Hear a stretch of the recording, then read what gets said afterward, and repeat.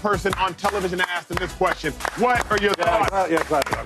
Clap it up. Clap it up for the guy. Finally got it right. Yep. And for the last month, I can hear about guys that kind of didn't earn their contracts, kind of didn't earn that money. Yep. Well, this brother did. Yeah. And the Eagles did the right thing by paying him. You know why? Because they didn't have to do this. There was no guns from, hey, correct. They didn't have to do that. Correct. We already gave you a contract. And what the brother did, he led the team to a Super Bowl. He's the best player in the NFL this year. And they finally got it right. Thank God. That smile says it all. The smile says. Now, here's my question. I only got one more question on this matter. Last year, after Christian McCaffrey, he almost broke the NFL record for consecutive games with touchdowns. The Niners did the same thing. They didn't make Christian McCaffrey go banging down the door. They instantly gave him an extension. Eagles, Saquon Barkley, they do the same thing. They don't make Saquon come banging down the door. They give him an extension. Shady, is the running back market going to move moving forward? Obviously, 2 years ago, the running back market, it was in the pits of hell, if you would suggest it. 2 consecutive years, the 2 best running backs, you could say, after year, they got paid. Is the market changing? Oh, it's changing. Yeah, it's changing. I mean, this brother's making $20 million a year. Like, you know it's changing. And I think if you could lead your team to success, you could have a great season, and a great season with your stats. Eagles, success in the playoffs, success in the Super Bowl. Now it's time to start paying these guys because they're starting to see, look, we can't win these games without a running back. Yeah. I don't care what happened in the Super Bowl. I don't care what defense, the quarterback. We do not get there without 26. Yeah. No doubt. And they can talk about the offensive line being the best in football, which they are. We still don't get there without 26. So I think the market's going to start changing because a lot of running backs deserve that money. Yeah. Another brother needs some money. James Cook. I was going to ask you that. From the Bills, right? Josh he gonna get his paper, right? I mean, Shakur got his paper, right? The next in line is James Cook. Now, I don't know if he should get 20, right? See, this is a problem, though, about everybody else. Now, and for the quarterbacks, they just jump right over him. Yeah. But for running backs, position, all James receivers too. Y'all too. But, like, James Cook deserves a nice amount of money. Yeah. Now, he probably shouldn't jump over Saquon. He won't. Right? He won't. But if he was a There's only one Saquon. But if he was a quarterback, He would jump. he would jump over him. Yeah. And that's the bad thing about this league. I keep talking about the quarterbacks. The ones that earn that type of money, they should get paid that money because they earned it. And the ones that didn't, they shouldn't get that money. Is it safe to say that Saquon Barkley has changed the trajectory of the running back market? Because if Saquon would have struggled, if Derrick Henry would have struggled, if McCaffrey would have struggled, I do believe the ceiling would have gone right back down to $10 million a year. But now because Saquon has excelled, Derrick Henry has excelled, McCaffrey last year, when I'm saying last year, I'm speaking the year before last, because he has excelled, is it safe to say that they have increased the ceiling on the market? I would say yes. And also, another thing is, like, look at the playoffs. Look at all the teams in there. All the better teams was winning Running games. had a running game. You get what I'm saying? The Eagles don't get nowhere without Saquon Barkley. I started thinking about even like the Packers. They had an up and down year. Josh was But I'm saying they don't even get there without Josh. Oh, like a goal for every other Detroit. team. Detroit. Jameer Gibbs. You get what I'm saying? And then another thing is, look at as great as Lamar Jackson has been every year. When you have the Derrick Henry in your offense, you see how the passing game turns out? He needs a raise. Do you get what I'm saying? So it's like the running back market has to go up because they're starting to see how impactful we are. Yeah. When you got a running back on your team, things happen for the better, for the good. Incredibly well said. Well, just a year ago, running backs were calling private Zoom meetings because of the nature of the running back market. And a year later, Saquon Barkley, shout out to you, looking unstoppable. LeBron and Luka, the only duo in Lakers history to have 30-point games simultaneously in 5 made threes. Looking good. Lakers looking good. 5 made threes, 30 points. They can score now. In the same game. I'm going to go out here and say right now the Lakers are looking incredibly hard to stop. If you want to suggest they're looking unstoppable, I would suggest that. I've always said hard work beats talent when talent doesn't work hard. But what in the world happens when talent does work hard, and that is the Los Angeles Lakers? I knew as an NFL player I was not the most talented, so I would pray that the person more talented than me would not work as hard because I was like, oh, I got you. But in the event, the person more talented than me, LeSean McCoy, decided to work hard that day, Acho knew it was a wrap. The Lakers are working incredibly hard right now while simultaneously being an incredibly talented team. You got an all-NBA caliber player this year in LeBron James. He should be an MVP candidate. You have an all-NBA caliber talent in Luka Dončić. He's playing at an all-NBA level, especially right now. You just saw him yesterday, 30 and 15. He does need to mitigate the turnovers. You have a coach in J.J. Redick who knows how to get the best out of his players. And then you have a bench that is scrappy. You have a bench that plays with tenacity. You have a bench that can shoot the ball. Shout out to Dalton Connect. And you have a mind in J.J. again that can handle all of these egos, all of these players, all of these mindsets. I do not know in 7 games how you will beat the Los Angeles Lakers in the West right now. The Lakers are turning their weaknesses into strengths. The weaknesses at the bigs. Jackson Hayes yesterday, 19 and 10. That's the Lakers' weakness. If the Lakers' weakness can give you a double-double, if the Lakers' weakness is now catching lobs at the rim, if the Lakers' weakness is making the opposing bigs look small, then what's the true Lakers' weakness? The Lakers' weakness is supposed to be Luka's effort on defense, but now Luka's playing with effort on defense. So someone has to show me where the Lakers are vulnerable, because where I thought they were vulnerable, at least last night and as of late, James Jones, they look very strong. Wait, real quick. So it sounds like you're saying they have no weakness. It's just, they're unstoppable. They're not showing weaknesses right now. They are not showing. They're not showing no weaknesses right now. I'm just asking you a question. You made them sound like they were Right. So I'm saying, you think they're unstoppable? In 7 games right now in the West. Boston Celtics, I do not necessarily want to see. I don't want to see. Unstoppable? No. Unstoppable is hard to say. When I'm watching Shea and I'm watching the Warriors and I'm watching some other good basketball teams, because since Jimmy got there, the Warriors is totally different. We're going to talk about them. Unstoppable is hard to say, because unstoppable means that you finna just go into these playoffs and you finna win for. And you finna win for. Not saying that. You know what I'm saying? But you're gonna win in a dominant fashion. Yeah. I'm not ready to say the Lakers is gonna walk into the West, into these playoffs, and win in a dominant fashion. Because like my dog Shady has educated up here, it's game planning in them playoffs. Now, football, you only get one Sunday. You got a game plan. You got to prepare. You get 1 whole week to prepare. Zion and them wasn't really game planning for the Los Angeles Lakers. So when you do start game planning for the Los Angeles Lakers, it is going to be putting Luka in a lot more pick and rolls and things like that, forcing those dudes to cover.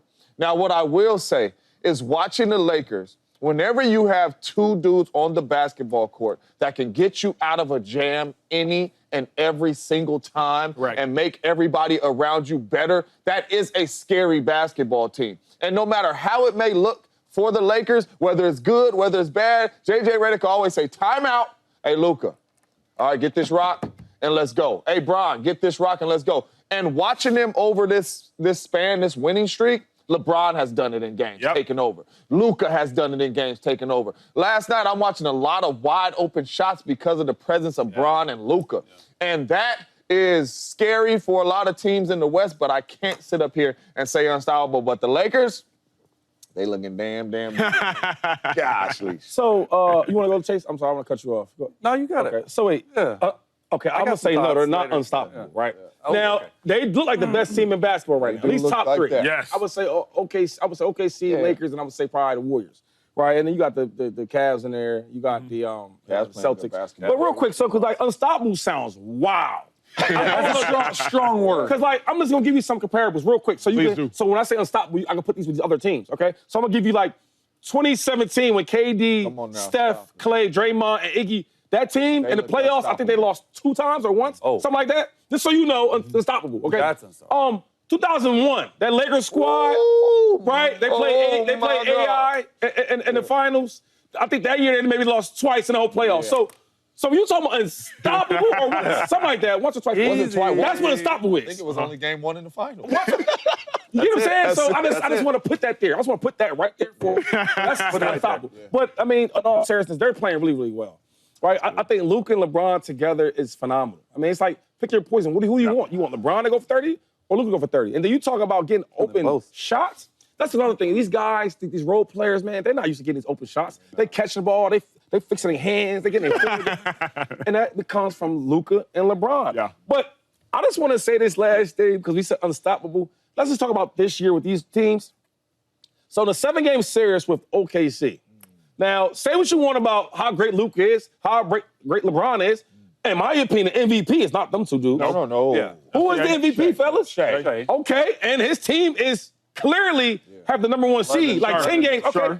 Number 2, the Warriors. Right now, I know I fought the Warriors. I think when Camille come back, they're going to be hard to guard. They're playing well, too. And they figuring things out. I watched them last like it's the Knicks. It was like watching Peyton Manning's office with the Colts. Backdoor cuts, alley hoops. So for real, everything was set up, pick and rolls, screens, etc. The Celtics. I'm not into this counting out defending champs. Right? And I watched the same group last year go against Kyrie Irving, who's a really good scorer, and Luka's a great scorer. And I watched them boys all in their chests. And I watched them, the mass, they tapped out. Luka was on that team. And then the last one, a 7-game series with Jokic and the Nuggets, defending him the whole series. All I'm saying is, I get what you're saying. They are looking phenomenal. Looking great. Right? But to say unstoppable with these type of options out there that can defend them and play against them, we're going to find All the out. teams you said, would you say that because you sound like, I mean, I don't agree with Acho. Like, I don't think they're unstoppable. That's a very strong word.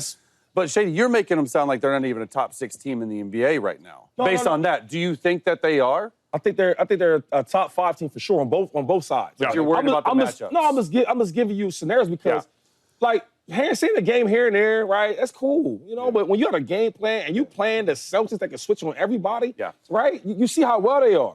OKC, them dudes that's number 1 seed for a reason. So to say that they unstoppable, there's gonna be time where they're gonna play these dudes. Unstoppable is when I watched the Warriors, like I talked about in the Lakers. They was sweeping through the playoffs. Unstoppable is a very strong word. I do think that they're scary though. And I think that they have 17-3 record in the last 20 games, 7-game win streak. It's their longest in 4 years, which is sort of crazy. But you do all that, and then you get Luka, LeBron. Reeves ain't even playing. Hachimura didn't even play. You have Dalton Connect, and you got Jackson Hayes going for 19 and 10. Like, you have your second, third tier guys that are putting up doubles. I think that's a huge part of the situation. And when Luka first got traded, I wasn't quite sure how they would gel, right? We stood up here, can they gel right away? Can they do that? You got to give a lot of credit to JJ Redick. Because they have gelled really well. It's like Luka and LeBron start the game together, they end the half together. They start the half together, they end the fourth quarter. And in between, every other one is taken over. So when you have them on the court, they might be unstoppable when they're on the court. But I think they're overall scary. Right now, they're trending up. If I was to say in the 7-game series who I would take versus anyone, it might be the Lakers because I do think they have the depth. I do think JJ Redick is coaching at a top 5 coach level. And I do think LeBron is playing like an MVP. He absolutely I mean, truly, like in 28 games since turning 40. 40, okay? He's averaging 26 on 50% shooting, 8 rebounds, and 8 assists. Those are really similar to his MVP numbers in 2013. Like, those numbers are crazy. So he's just getting better with age. If he can keep this up, if they can stay healthy, if they can get their load management right, they are going to be a force to be reckoned with. Let's talk about the Warriors for a moment, because the Warriors, too, you could suggest, since the addition of Jimmy Butler, when Jimmy plays, they're 9-1. So you could suggest that the Warriors are looking like an incredible force as well. Shady McCoy, who's been more impressive since the big acquisition? Is it the Warriors since acquiring Jimmy? Is it the Lakers since acquiring Luka? Hey, that's a tough one, right? Because the Lakers are playing so well. And it's hard to compare because, I mean, I don't know if any other team is playing better than the Lakers right now. Correct. Right? I mean, I think the last 20 games were 17-3. Yes. Right, and now Luka's starting to find his groove. Even though LeBron's been the best player on the squad, Luka having him as like your number 2 kind of right now that's a great situation. But the Lakers are playing great too, though. I mean, the Warriors are playing great too. They're the last 9-1 with Jimmy buckets. And then watching them play, it's funny because it's like he brings a certain type of energy, certain type of aura to the squad. Like, everybody now is just more, like, confident, right? And you see it from all the role players. You see it trickle down. Like, they play small ball like it's nothing because they know Jimmy could guard the 4. It's nothing. They can run. They push the pace. They're shooting well. It's a hard one. I got to go with the Lakers because they're playing so well right now, but I think that the Warriors are super close to the Lakers. They said, Steve Kerr did, now the feeling is they can beat anybody when they step on the court. What they said. I think that's true. Just I think that's buckets, huh? I think that's true. The difference for me, I think the Lakers have been more impressive, but for me, it's simple. If one, the Warriors just got smacked without Jimmy buckets, right, by the Sixers. Just got beat down. So I still have that visual in my mind. It happened, I believe, over the weekend. But more importantly, I was thinking about this, 2-5. If you take away one of the stars, Jimmy Butler, Steph, versus if you take away LeBron, Luka, the Lakers are much more competent. Health is a factor in everything.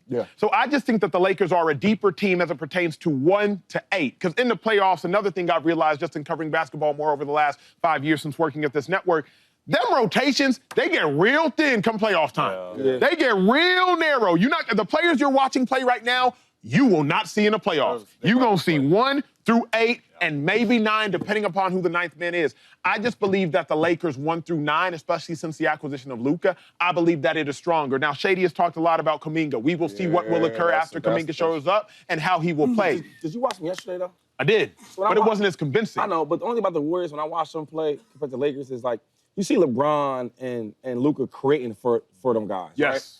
If you watch the Warriors offense, they got a real offense. Like, it look like college offense. A whole bunch of backdoor cuts, a million screens, they're running and everybody's going for Steph Curry, and this dude just pops out to the lane. There's so many uncontested dunks, so many uncontested shots because their offense is so strong. Compared to the Lakers having Luka and LeBron have to create all that. But I would suggest it's by force, not by choice. in the sense that Luka and LeBron, like when you watch Giannis play, he is the offense. Okay. Luka is going to drive. He going to take two. He going to kick to Not cold connect. plays. Connect might swing it to Vincent. If Vincent's not open, he'll swing it back to connect. Back to LeBron. Okay, LeBron going to drive. He going to take two. He might throw the oop to a cutting Jackson Hayes. Because the Lakers, that is your offense to their point. Their offense is Luka, you can cook. LeBron, you can cook. And we got shooters. But not only that, the Warriors always been like that. Even when they had dudes that can cook. When KD could cook and Steph can cook and Clay can cook, they still was running their offense and getting good shots. That's just their natural offense. And then when you get Kuminga back, you do have three dudes that can take you off the dribble and off the ball. Because Kuminga is Austin Reeves and more explosive. Right. He will whoop, whoop, Right. take you off the Bigger dribble too. too. So you're going to be able to get him in the lineup too on top of running your offense. This here, man, when I seen the question, this is really close. It is really close. And the Lakers are hot, and I'm going to give the advantage to the Lakers too because I feel like the new additions with Jimmy Buckets and Luka's playing a little better right now than Jimmy Buckets. So I'm going to give the edge to them. But once Kuminga comes back, and if these two teams meet in the playoffs, oh, it's going to be a problem. If Austin Reeves come out there to guard Kuminga, it's going to be a problem. It is going to be some matchups that the Warriors are going to be able to exploit in this matchup. And vice versa. And vice versa. It is going to be a really good series. But Reeves? both these teams are Vice versa. No, just Luka and LeBron. matchup-wise. I got the Lakers because of two reasons. One, depth. 4 supporting players last night scored more than 8 points, and that was without Reeves and without Hachimura. So, like, they have the depth. I do think the overall rosters are really close. This isn't some easy question, right? And then defense, right? We talk about defense since January 21st. Okay, second in opponent points per game, only allowing 105 points a game, and first in opponent field goal percentage. The Lakers are playing good defense. They really are. Like you see Luka have a block of a three. He's not supposed to play defense, right? And you see LeBron giving the effort. You see all these other guys giving the effort. JJ Redick is doing a good job of keeping this core together and letting them fight. For me, they haven't faced a ton of adversity as of late. So I want to see them in this next game stretch where they have the Knicks, Celtics, Nets, Bucks, Nuggets, and Suns. So they're 17-3 in their last 20, but we're going to be able to see what they're made of and if they're made to continue to play in May and June. But 2-5, we have seen a lot, though, as of now. We saw them beat the Nuggets. We saw them beat the Clippers. Not the Pelicans. I don't even care about that. We saw them beat the Clippers. Bam. You know what I mean? We've seen them beat. It's a road trip coming up, dog. Yes. Now, to the point is, I want to see them play the Celtics. That's the one team that actually gives me. I want to see them play the Nuggets again, too. I want to see them play the Celtics. Yeah, it would be interesting. In a 7-game series, though, in the Western Conference. I like them versus everybody right now. Think about everybody. it. The Thunder were nice last year. Let's make no mistake about it. SGA, I think, was a top 3 MVP candidate.